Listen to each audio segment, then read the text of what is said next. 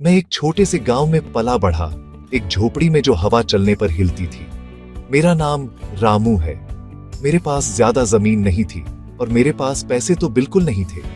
मेरे पास एक जंग लगी कुदाल थी, कुछ टूल्स थे और एक परिवार था जो मुझ पर विश्वास करता था। हर दिन सूरज उगने से पहले ही मैं अपने पैरों पर होता था।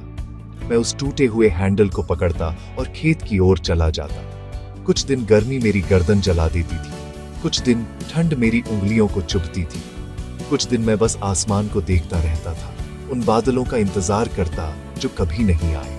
लेकिन मैं काम करता रहा। फिर सबसे बुरा साल आया, एक ऐसा सूखा जो इतना क्रूर था, हमारे खेत धूल में बदल गए, फसलें बर्बाद हो गई, घर पर अनाज का डिब्बा हल्का होता गया।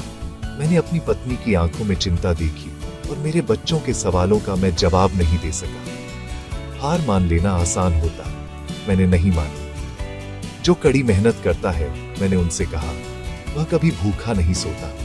तो मैंने उपयोगी होने के तरीके खोजे।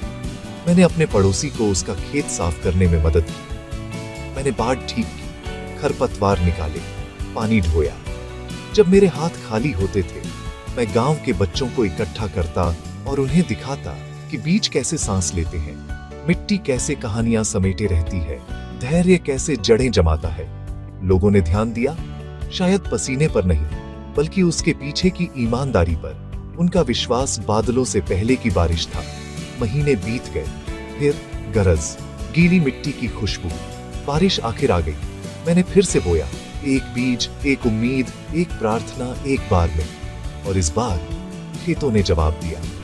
हरियाली एक आशीर्वाद की तरह उमड़ पड़ी।